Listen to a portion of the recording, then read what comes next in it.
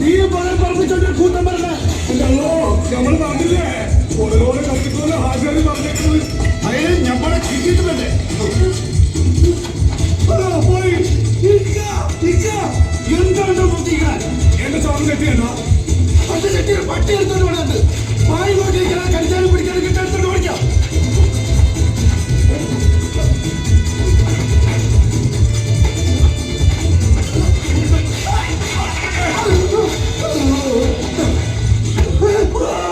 തല തീരുമാ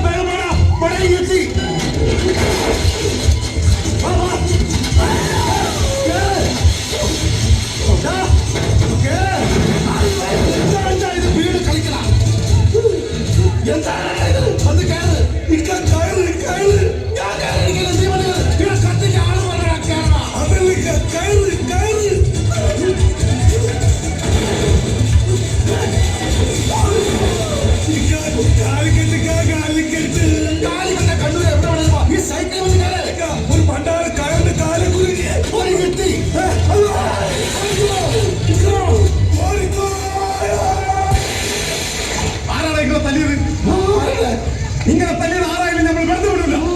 ശരി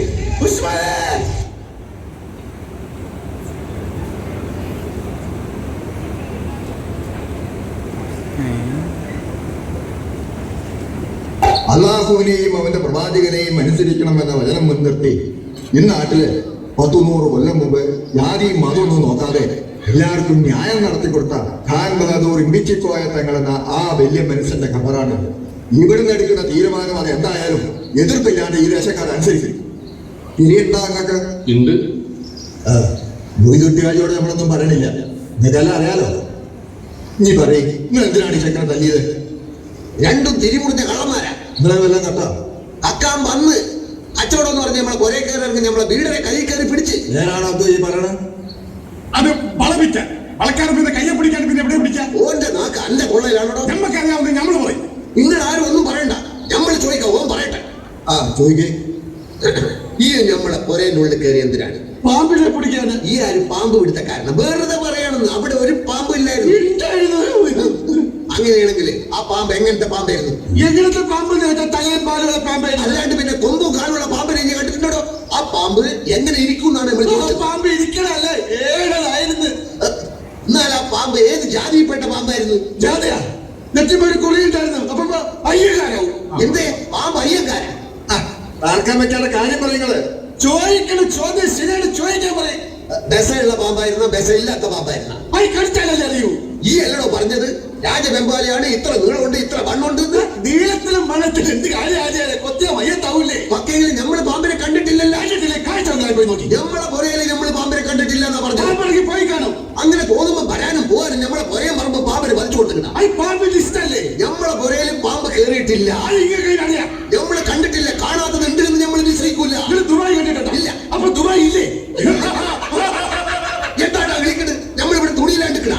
അയ്യേ, ഇത് പള്ളിപ്പറമ്പ സൂക്ഷിച്ച് വർത്താനം പറയണം. ഈ നാട്ടിലൊരാളെ കച്ചവടത്തിൽ വന്നു, ആ കച്ചവടങ്ങൾ ഇല്ലാണ്ടാക്കി. ഓന്റെ പണിക്കാരൻ നിങ്ങൾ തല്ലി, ഓന് പാർക്കാൻ വില കൊടുക്കൂല എന്ന് പറഞ്ഞു. ഇവിടെ ആർക്കും ആരെയും തല്ലാനും കൊല്ലാനുള്ള അധികാരമൊന്നുമില്ല. മൊയ്തൂട്ടിയാജിക്ക് മാത്രമല്ല ഈ നാട്ടിൽ പൊരേ പറമ്പോളത്. അബ്ദുൽ ഉസ്മാനും തക്കാനുള്ള പൊര നമ്മൾ കൊടുക്കും. അയ്യരെ, എല്ലാം കേട്ടിട്ടുണ്ട്. തീരുമാനം നമ്മൾ പറയാം. അബ്ദുലും ഉസ്മാനും ഇന്നാട്ടിലെ നിയമം തെറ്റാണ്ട് നടക്കുന്നിടത്തോളം കാലം ഇവരെന്ത് കച്ചവടവും ചെയ്യാം. കാരണവന്മാരെന്ത് പറയണ? മുസ്ലിയാര് പറയണതാ എന്റെ ശരി. ഇതാണോ നിങ്ങളുടെ ന്യായം? അങ്ങനെയാണെങ്കിൽ നമുക്ക് ഇപ്പൊ നിങ്ങളോട് ഒന്നും പറയാനില്ല. എന്താ ചെയ്യേണ്ടതെന്ന് നമുക്കറിയാം. വരില്ല. ഈ നാട്ടിൽ നിൽക്കണമൊക്കെ കൊള്ളാം. പക്ഷേങ്കില് മൊയ്തൂട്ടി ആജിന്റെ പൊരയിലോ പറമ്പിലോ മേലെന്തായാലും കയറിയതോ മറ്റോ നമ്മൾ അറിഞ്ഞാല് പറയണതൊക്കെ നമ്മൾ വിശ്വസിക്കേണ്ടി വരും. ഇന്ന് ഈ നാട്ടിൽ നിർത്തൂല.